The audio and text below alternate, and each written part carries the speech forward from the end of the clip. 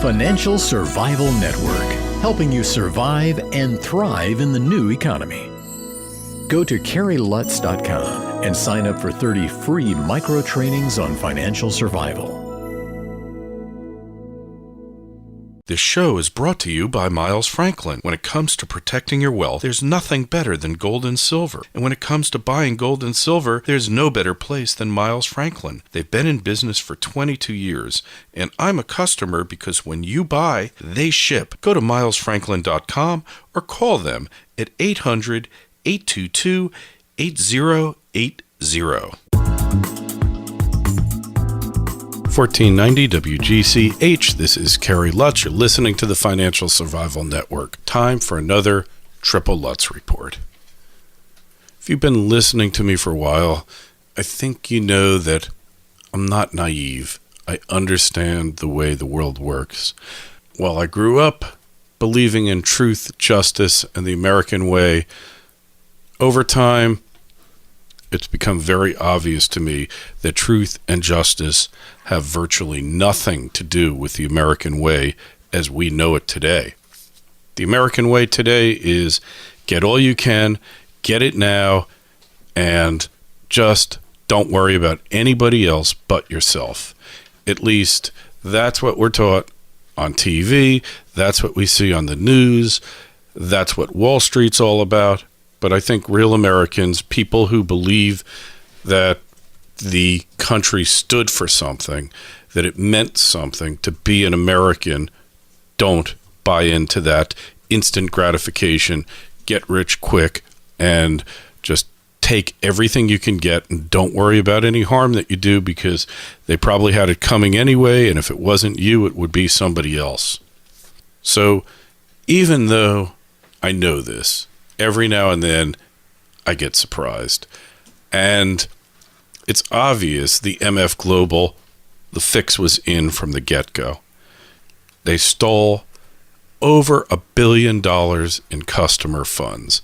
And that money went to pay off debt that MF Global owed to creditors, to financial institutions who shall go unnamed, who sold them credit default swaps, who sold them all sorts of different derivatives.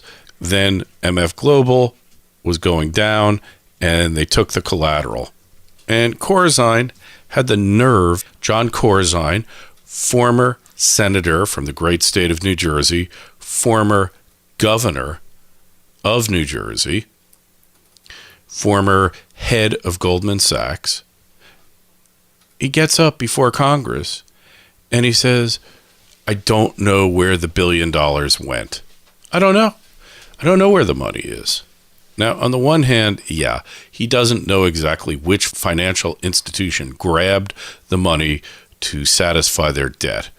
Okay? But on the other hand, he knows damn well where that money went. Trust me on this, having handled customer trust funds for many, many years in different firms in different capacities, if a clerk came to me and said, Kerry, you know, we got a lot of debt here. You don't have money in the operating account. Could I just borrow a little bit from the escrow account? I'd fire that person on the spot. The fact of the matter is, well, the customer money is not strictly escrow money. It is, or it was, funds entrusted to the care of MF Global. They had a fiduciary responsibility, a legal responsibility to see to it that that money was not misallocated, not misspent, and not transferred to satisfy debts of the company. Right? The fact that he can get up there with a straight face and say he doesn't know where the money went, well, that is a lie, because nobody took that money from the customer's accounts without talking to him first. There's no question about it. He's lying through his teeth. He's guilty of criminal acts, and he's getting protection because he's one of the global elite. That's all it comes down to. The guy screwed his investors. They lost about 28 cents on the dollar. I guess they should be grateful that they got back 72 cents on the dollar, because Bernie Madoff, his investors lost about 50 or 60 cents on the dollar. But the fact of the matter is, they're saying they can't find evidence in the thousands of documents that MF Global workers intentionally misused customer money. That is a lie, right? You bring in every person there, the top management, you put them under oath, and you ask them the question, did you authorize this? And then the people who actually transferred it, you call them in, put them under oath. Who told you to transfer this money? Who said it was okay to use client funds to pay off debts of the firm? And you go down the level, and you know what? You build a case. They seem to know how to do it when it comes to people who are accused of trivial crimes or minor crimes by comparison. You know, they're great at that. But when it comes to high-level, ultra-connected insiders, they forget about how to prosecute. This is a fix. It's a scam. And I don't know why I'm surprised about it. Outraged, yeah. We're all outraged about it. I don't know why I'm surprised. Somehow, I just expected him to be made an example of and to be prosecuted. But the U.S. Attorney in the Southern District of New York doesn't want to touch the case. In Chicago, they have a grand jury, but the fix is in because it's Chicago. We all know what Chicago's like. And nobody wants to touch this case. This guy, at one point, was going to replace TurboTax Timmy Geithner as the Secretary of the Treasury. I don't think even this administration would attempt at this point to install him into that position should they be fortunate enough to be reelected in November. I think even that one is too much of a stretch because the guy has no credibility.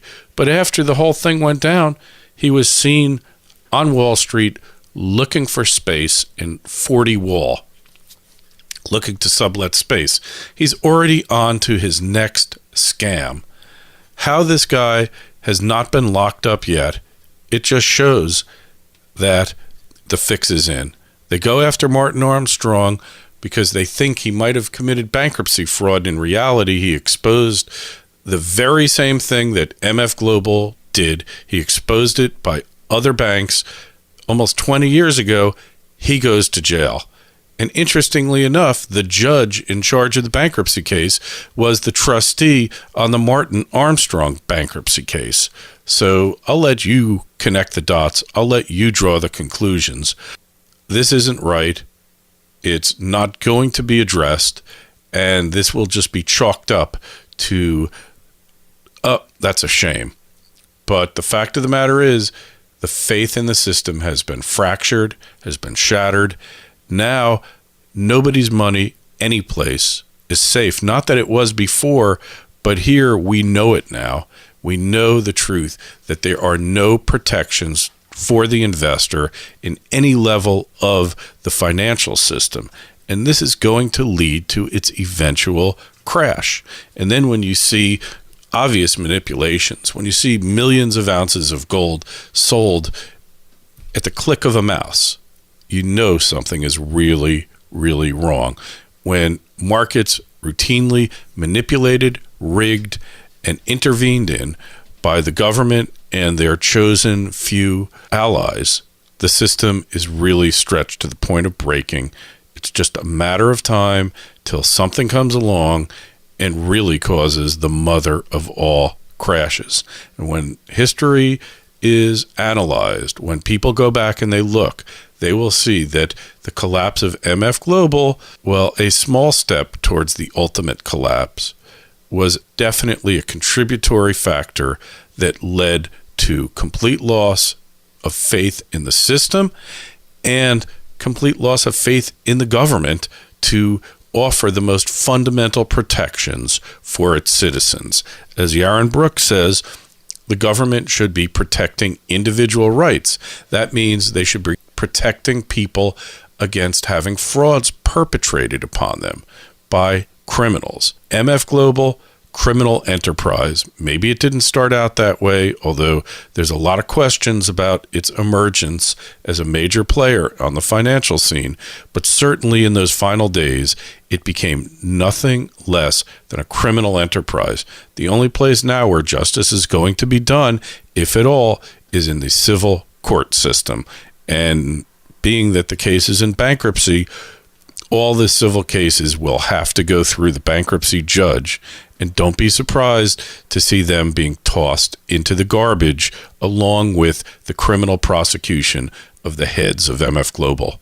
Hey, also, before I forget, go to CarrieLutz.com, sign up and subscribe, get a free financial survival toolkit, lots of great information there, websites you need to know about, places to buy gold and silver, lots of other things. On my site, you'll find every show I've ever done. There's hundreds of them there. You're not going to find them elsewhere. When you sign up, you'll get the weekly newsletter free, and that'll give a recap of everything we've talked about during the week, links to all the shows, and the weekly wrap-up. What important things took place, our take on it. This is Kerry Lutz, been another Triple Lutz Report, signing off.